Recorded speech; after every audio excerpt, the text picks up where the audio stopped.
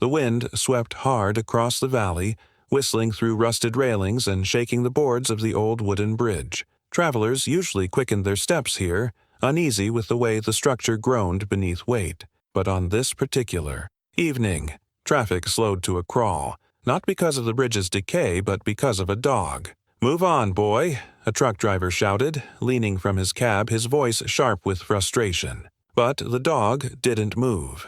He stood squarely in the middle of the bridge, chest heaving, his thick coat tangled and dusty, eyes locked on something no one else could see. His name, as a few locals later whispered, was Rocco. Not a stray, not quite tame either. A dog that carried the scars of survival, scratches along his muzzle, a hind leg that stiffened when the cold came.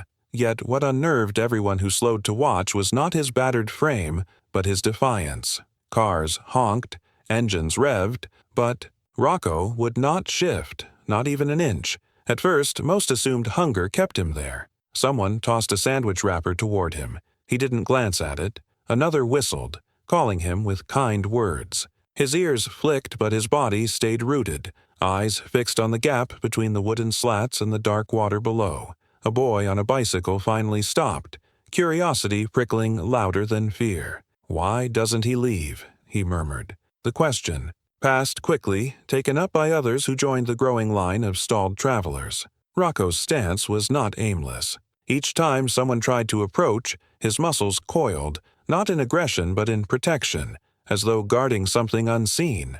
And then, for the briefest moment, a sound rose beneath the bridge, faint, broken, and human. It was barely a whisper, swallowed by the roar of the river. A woman thought she imagined it.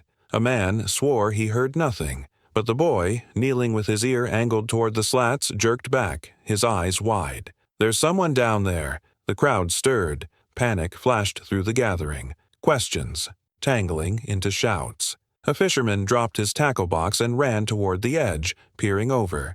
Others leaned close to the rails, but the shadows beneath the bridge were thick, the water below restless with foam. And always, in the center, stood Rocco, body tense, gaze unwavering as if he had known all along. Someone dialed emergency services, fumbling with shaky fingers. Another man stripped off his jacket, ready to climb down the embankment. The old bridge had seen many things over the years, storms, floods, abandonments, but no one expected this. The sound came again, faint but undeniable this time. A hoarse cry swallowed by the rush of water. A hand, thin, pale, trembling, appeared for a moment through a gap in the slats, clutching weakly before sliding away. The onlookers gasped in unison. Rocco lunged forward, barking for the first time, a sharp, urgent cry that echoed across the valley. He wasn't just guarding a spot, he was marking the place where life still clung to the edge. The bridge shook as a truck reversed hurriedly, making space for rescuers. The boy, who had first heard the cry, gripped the railing, his knuckles white. "He knew," the boy whispered, voice trembling with awe. The dog knew. Minutes stretched into a breathless eternity. Sirens wailed in the distance, drawing closer, but to those stranded on the bridge it felt impossibly slow. Each bark from Rocco ricocheted with desperation, as though he feared time itself was running out. The crowd's fear shifted into silence. The kind of silence that only comes when awe and dread combine. The wind cut sharp, rattling the loose boards, but no one moved to chase the dog away anymore. They stood together, their faces pale, eyes fixed on the same spot, and still there was Rocco, defiant, unwavering, standing on that fragile spine. Of timber, as though his 4 paws carried the weight of a secret no one could yet fully grasp. The question burned in every mind: who was beneath the bridge, and how long had they been there? But perhaps the greater question was this: how had the dog known before anyone else? As the wail of approaching sirens merged with the river's roar, the bridge itself seemed to hold its breath. And in the middle of it all, Rocco waited, tail low, body rigid, guarding not just a place but a truth that was about to shake everyone who had stopped to watch. The first flashing lights cut through the dusk, staining the valley red and blue. Tires screeched against gravel as the rescue truck halted at the bridge entrance. Paramedics and firefighters poured out, their boots pounding against the weathered planks. The onlookers shuffled aside, their murmurs falling to silence. Everyone's eyes, however, remained on the dog. Rocco hadn't budged. His chest rose and fell in quick, anxious bursts, his gaze still fixed on that broken space in the boards where the faint cry had been heard. "Get that animal back," one of the officers ordered, stepping forward with a rope in hand. But before anyone could move, the boy who had first knelt to listen shouted out, his voice cracking with urgency. "Don't! He's pointing to it. He knows where they are." The firefighter froze, caught by the boy's conviction. He crouched, low, pressing his ear against the timber just as the boy had. Seconds passed, heavy and still, until a sound lifted faintly from beneath. A groan, human, unmistakable. The man shot back up and barked at his crew. "We've got someone under there." Chaos surged. Rope was uncoiled, harnesses pulled tight, flood lamps flickered to life, casting harsh beams against the currents.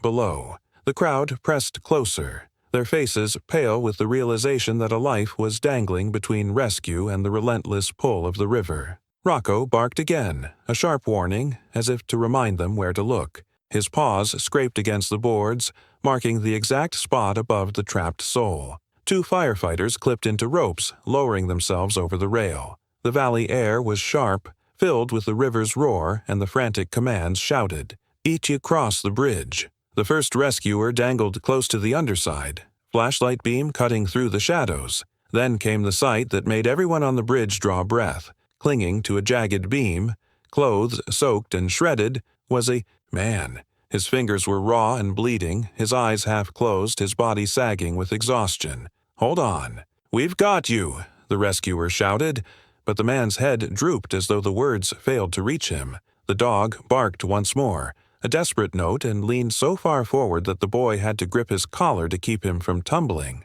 Through the gap, the urgency in Rocco's voice carried more than fear. It carried knowledge, as though he sensed the man's grip was seconds from giving way. The firefighter locked one arm around the beam and reached out. His partner steadied the rope above. For a terrible moment, the man's fingers slipped, his body plunging an inch lower. Gasps shot through the onlookers. Someone screamed, and Rocco's bark cracked the air like a whip. With a final lunge, the rescuer caught the man's wrist. The bridge quivered with the weight of hope as the rescuers secured him into the harness. Slowly, agonizingly, they began to haul him upward. His head lolled, mouth parting with shallow breaths. The boy pressed both hands together in silent prayer, his lips trembling. An elderly woman clutched her scarf to her chest, whispering, "Dear God, let him make it." When the man's body finally rose into the reach of waiting hands, cheers erupted, though quickly subdued by the sight of his condition. His face was gaunt, skin pale beneath grime, lips cracked as though he had been trapped for hours, maybe longer. Medics rushed forward, laying him flat, wrapping him in blankets, pressing oxygen to his mouth. But the twist came when one of the rescuers pulled a torn satchel from the man's side. He opened it and froze. Inside was a bundle wrapped in cloth, too small to be belongings. The medic leaned down, peeled back the fabric, and the bridge fell into stunned silence. Nestled within was a baby, its tiny chest rising with faint, fragile breaths. The crowd gasped as one, disbelief breaking into hushed cries. The old woman who had prayed pressed her hands to her mouth, eyes brimming. The boy whispered, "That's why he wouldn't leave." Rocco, who had been silent since the man was lifted, lay down at last, his head resting against the boards. His watch was over. But his eyes never left the child, as if to confirm that every breath the infant drew was his victory. The medics worked feverishly, checking the baby's pulse, rubbing warmth back into its body. For a terrible heartbeat, there was no sound but the river below. Then came the weakest cry, a soft, wailing note that carried through the night. Relief surged across the bridge like a wave. People clapped, others wept, strangers held on to one another. Yet questions cut quickly into the air. Who was the man? How long had he been trapped beneath the bridge? And most of all, how had the dog known to guard them? Patient, unyielding, until help came? Rocco raised his head again, ears twitching at the baby's cry. His body sagged with exhaustion, but something in his gaze held steady, as though he still bore a duty none of the humans yet understood. The sirens faded, replaced by hurried commands as the man and child were prepared for transport. The bridge, once a place of suspicion and fear, now felt like sacred ground, bound by a mystery that grew deeper with every passing second. And as the ambulance doors slammed shut, Rocco remained where he had started, unmoving on the old bridge, as if the night's revelations were only the beginning. The flashing lights cut through the dusk as the first emergency vehicle pulled onto the bridge. Tires crunched over the planks, echoing against the valley walls, but all eyes remained on the center where Rocco stood, refusing to yield his post. The rescuers stepped out quickly, 2 paramedics with ropes slung across their shoulders, and a fire captain whose gaze swept the crowd before settling on the trembling dog. For a brief moment, the scene looked like a stalemate between man and animal. Yet Rocco, with his ragged coat and fierce stillness, seemed to command the bridge more than anyone else. "Clear the way," the captain barked, voice tight with urgency. People shuffled back, but their eyes didn't stray. The boy who had first heard the cry clutched his handlebars so tightly his knuckles turned pale. The fisherman whispered under his breath, almost like a prayer. Even the driver who had shouted angrily earlier now stood hushed, shame written across his weathered face. One paramedic crouched low, edging closer to the spot where the slats gaped. His hand hovered above the boards, feeling the vibrations of the current far below. Then, faint but unmistakable, came the sound again. A groan, broken and rasping like someone fighting against the pull of water and time. The paramedic stiffened. "There's someone alive down there!" Gasps rippled through the crowd, but Rocco answered with another sharp bark, his body pressing forward against the boards as though urging them to hurry. The fire captain's eyes narrowed. "He's marking it. He's been marking it all along." Rope was flung over the railing, swaying dangerously above the river. One rescuer began descending, boots scraping against the rusted beams until his form was swallowed by shadow. The crowd leaned forward, their breath held. Seconds stretched. The silence broken only by the rush of the river and Rocco's restless whine. Then a shout came from below. "I've got a body, still breathing." Relief surged, colliding with disbelief. The boy dropped to his knees, covering his mouth. The woman who had doubted her ears earlier wept openly, tears streaking her cheeks. The fisherman removed his cap and bowed his head. But Rocco didn't relax. His ears stayed forward, his body coiled as if the struggle wasn't finished. The rescuer's voice rose again, straining against the roar. "It's a child!" The words landed like a stone thrown into still water, sending ripples through every heart on that bridge. A child, caught beneath the bridge, fighting for life in the grip of the river. Whispers broke into cries. How long had the boy or girl been trapped? How had they ended up there at all? No one knew, and the uncertainty only deepened the knot of fear in their throats. Rocco barked furiously now, pacing in a small circle as the rope strained with weight. Slowly, painfully, the rescuer began his ascent, one arm wrapped around the limp form, the other clutching the rope with white-knuckled determination. Each pull seemed to take an eternity. The child's face, pale and still, came into view. A young boy, no older than 10, clothes soaked and clinging to his thin frame. The crowd erupted in shouts of encouragement as though their voices could carry the boy to safety. "Pull! Pull!" someone cried. The boy on the bicycle shouted his approval, tears of relief streaming down his face.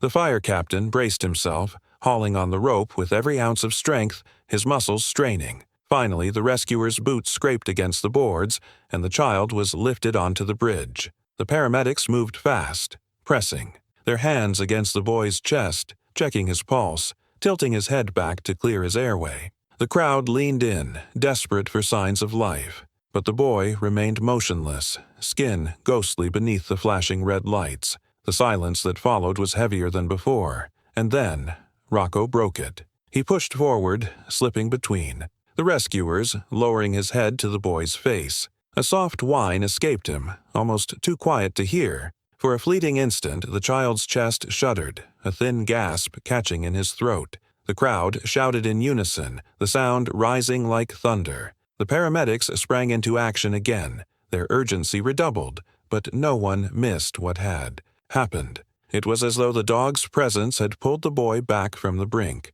But even as relief flooded the bridge, a darker question remained, lurking like the shadow beneath the boards. How had a child ended up beneath an abandoned bridge in the fading light of day? And why had only the dog known where to stand, refusing to move until help arrived? The fire captain's gaze swept over the onlookers, his jaw set, his mind already turning toward answers. Rocco sat down beside the boy, his body trembling but his eyes still fixed on the gap in the planks, as if something more lay hidden in the darkness below. The crowd, once united in relief, now shifted uneasily, for in that moment it became clear. The bridge was not finished giving up its secrets. Red and blue lights flickered across the valley as the first rescue unit skidded to a stop at the entrance of the bridge. The sirens faded into silence, leaving only the rush of the river below and the heavy breathing of those who had gathered. Paramedics spilled out with ropes and flashlights, their boots thudding against the trembling boards. Rocco didn't budge. He stood in the same place he had guarded for hours, eyes sharp, body trembling with fatigue yet refusing to collapse.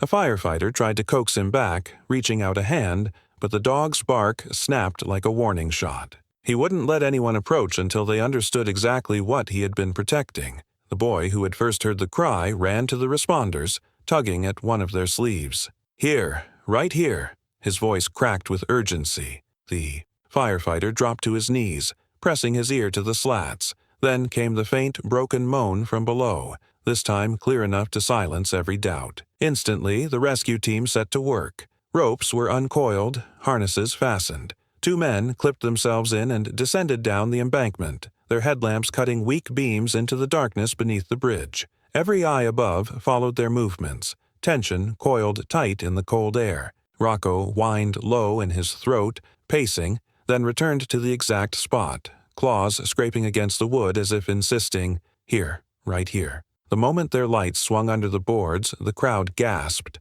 wedged against one of the supporting beams, clinging to splintered wood with raw hands, was a woman. Her clothes were torn, her skin ghostly with exhaustion, her grip loosening each time the current surged below her. She lifted her head weakly toward the beams of light, her lips moving without sound. One rescuer shouted up, "She's alive, but barely holding on." The words rippled across the bridge, sending people stumbling back, hands over their mouths. The disbelief was staggering. For hours, perhaps longer, she had clung there unseen, her life tethered to nothing but will, and a dog that refused to leave her behind. The ropes dropped lower, swaying in the gusting wind. The first rescuer reached her, looping the harness around her frail frame. She resisted at first, terrified of letting go of the beam, until the man's steady words calmed her trembling. Slowly, inch by inch, she was pulled free from the jagged wood. The river below lashed upward as if angry to lose its hold. On the bridge above, silence turned into muffled sobs. A woman pressed her hands together as though in prayer. The boy leaned so far over the rail that his father had to grab his collar to hold him back. And through it all, Rocco barked again, sharp and urgent, until the woman's head finally rose above the level of the slats. Her face emerged into the light, streaked with grime, hair plastered to her skin. Eyes fluttered open, dazed by the sudden glare of headlights and flashlights. A hush swept over the crowd, followed by a collective cry of astonishment. Someone whispered, "That's Elena. Elena Merrick." The name rippled like shock through the onlookers. She wasn't just any stranger. She was the woman who had vanished from the nearby village days ago, sparking frantic searches through fields and forests. Many had begun to fear she was gone forever, and yet here she was, pulled up from the edge of death, saved not by human eyes but by the steadfast loyalty of a dog no one had trusted to matter. The paramedics rushed forward, easing her onto a stretcher, checking her pulse, sliding an oxygen mask over her face. She was alive, but weak, her voice little more than a rasp. Yet in the blur of urgent hands and flashing lights, her eyes drifted past them all, settling on the one figure who hadn't moved since the beginning. Rocco sat just beyond the stretcher, his body slumped but his gaze locked on hers. His ears flicked back, tail beating once against the boards, almost hesitant. And then, in a voice no louder than a whisper, Elena's cracked lips formed words that chilled the crowd into silence.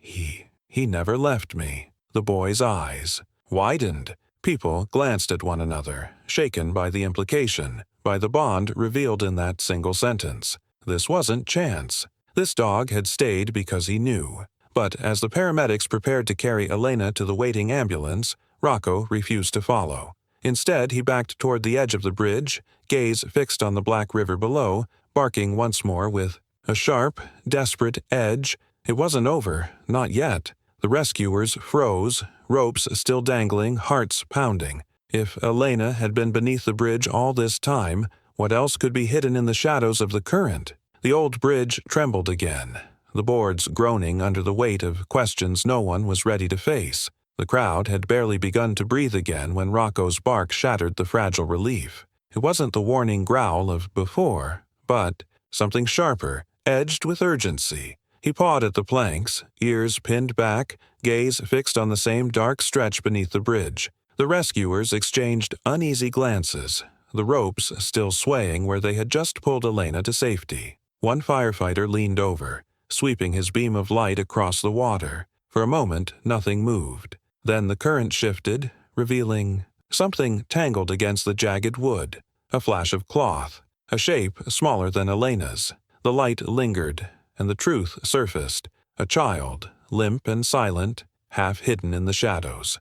Gasps tore through the onlookers. Some turned away, unable to look. Others gripped the railing until their knuckles blanched. Without hesitation, 2 rescuers descended again, the river snapping at their boots. Every second felt unbearable, the silence of the crowd heavy as stone. When they reached the figure, they cradled it carefully, lifting the small body into the harness. Above, Elena stirred on the stretcher, eyes widening, oxygen mask fogging as she tried to speak. Her hand lifted weakly toward the child. The bond was unmistakable. It was her daughter. The ascent was agonizingly slow, ropes creaking, water roaring. When at last the child's body cleared the railing, the paramedics moved swiftly, laying her beside Elena. They pressed hands to her chest, breathed into her lungs, fought to coax life back into her still form. The crowd leaned in, breath held, as though their hope alone could force the outcome, and then, against the crush of silence, came the faintest sound, a cough, wet and weak but real. The bridge erupted. Tears streaked down the faces of strangers who had only moments ago been impatient travelers. Elena sobbed into the mask, her trembling hand reaching for her daughter's arm. The paramedics confirmed the child was breathing, fragile but alive. The miracle was undeniable, and through it all, Rocco stood apart, tail low, eyes steady, as though the outcome had never been in doubt. When they finally lifted Elena and her daughter into the ambulance, the boy who had first stopped whispered what everyone now understood. The dog saved them both. It wasn't an exaggeration. Without Rocco's refusal to leave, without his unyielding vigil, no one would have looked beneath those rotting boards. No one would have found them before the river claimed them completely. As the ambulance doors closed, the boy knelt beside Rocco, stroking the rough fur along his neck. The dog leaned into the touch at last, body trembling with exhaustion. He had stood guard until the very end, carrying a secret the world almost ignored. And now, with his duty done, his eyes softened, his head lowering into the boy's lap. The Yi Bridge, once just a relic of wood and rust, had become something else, a place where strangers gathered, where silence was broken by a dog's relentless voice, where despair turned into deliverance. In time, people would retell the story, voices hushed, always circling back to the same truth. When everyone else looked away, it was Rocco who stayed, and long after the ambulance disappeared into the night, the bridge stood quiet again. Only the river's endless roar remained, and a single dog resting at the edge, not a stray, not forgotten, but remembered as the sentinel who refused to walk away.